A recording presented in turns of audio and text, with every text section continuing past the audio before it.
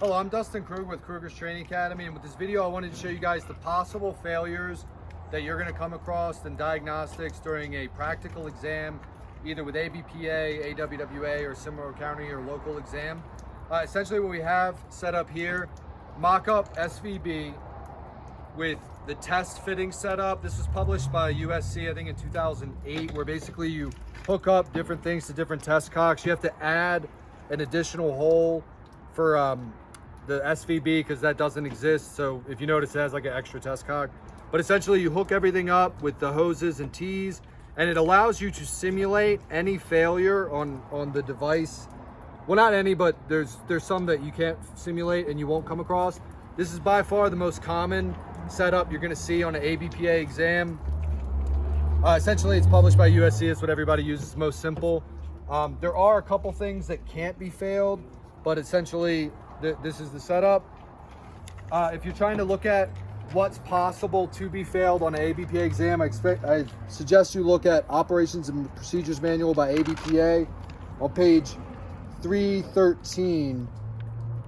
It outlines exactly what conditions the SVB can be in when you're taking the exam: leaky check, leaky number 1, leaky number 2, malfunctioning air inlet, or a proper operating assembly. So you're limited to those. In the USC book, they do have quite a few diagnostics on multiple failures. Say the check valve is leaking and the air inlet is leaking, then you record this or record that. On your ABPA exam, you're not going to come across that because they will never simulate multiple failures on one device. It's maximum of 1 failure per device. Also, one possible failure that you're probably almost guaranteed not to come across is a leaky air inlet. Simply because if the air inlet is lodged open or something, you're going to see a whole bunch of water coming out of the top, and it's going to be very obvious what's wrong, and it'd be very hard to simulate. You'd actually have to stick something in there or cut the gasket. So most likely you're not going to be in that condition. If you're taking an exam we're hosting, you're definitely not going to see that, but it's possible somebody else, they might cut some gaskets or do something like that. So we want to just run through the possible situations that you will come across: outlet shutoff valve leak, inlet shutoff valve leak, or a check valve 1 failure. So essentially we're just going to do the test, just get set up, attach this to the test cock. Obviously you're going to flush the test cocks when you're testing it, but in our case we're not going to do that. Hook this up, attach high to the bleed off tee, open test cock, open high bleed, fill this with water, close high bleed, and then essentially you're going to open this. The next step is to close inlet, close outlet, and open this bleed screw. Essentially in this case we're going to simulate a check valve 1 failure, and essentially, as you probably know when you're studying for the exam and whatnot,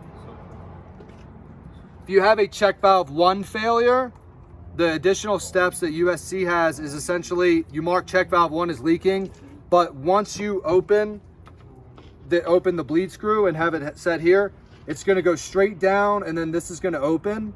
So I would recommend, if you come across this failure, you restart and you know what to expect.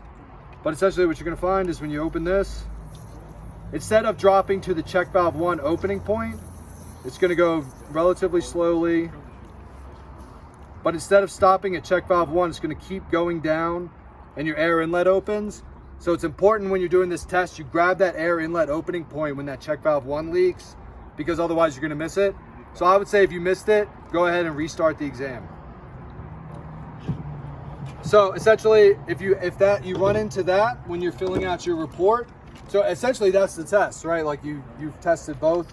The check valve 1 failed and you got your air inlet opening point. When you're filling out your exam form, you say check valve 1 leaks, air inlet opened at whatever PSI. Comments, maybe check valve 1 leaks. So assembly results fail. If you're in a condition where shutoff 1 is leaking, we'll go ahead and reestablish. All the proctor's going to do is open the first 2 needle valves.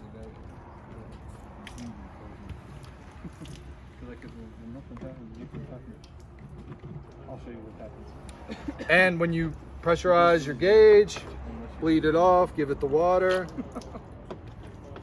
Shut the inlet shut off. If you have a leaky inlet, you're gonna see where water just keeps running out of the bleed screw hole.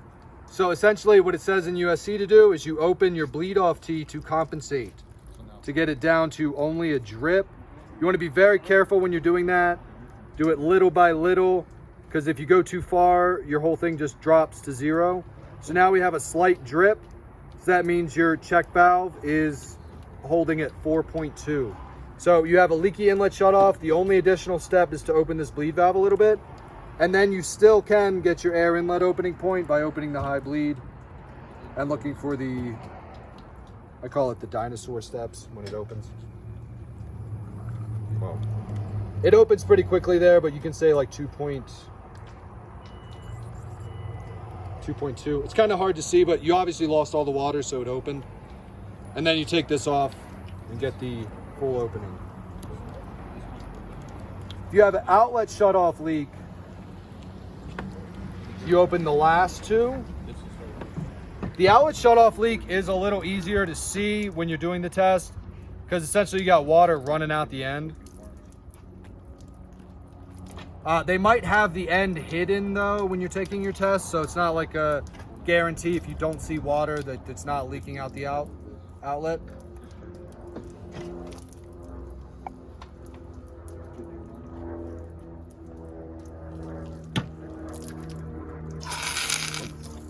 That's also one thing that happens when you're testing.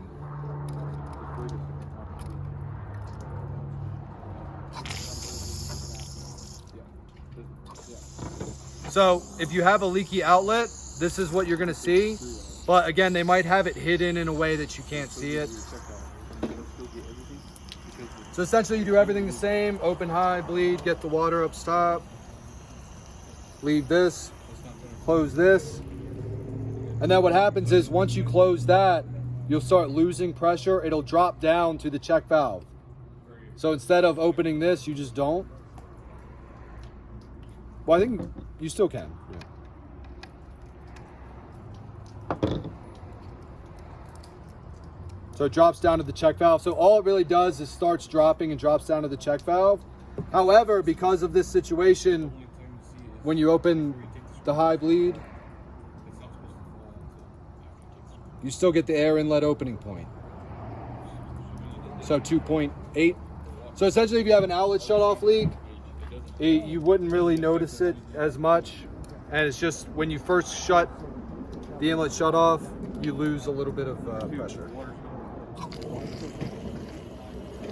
So anyway, those are the possible search situations you're gonna come across when testing the SVB as far as possible failures on the ABPA exam. We also have a lot of resources on our website at krugerstraining.academy if you're interested, and thank you for joining us.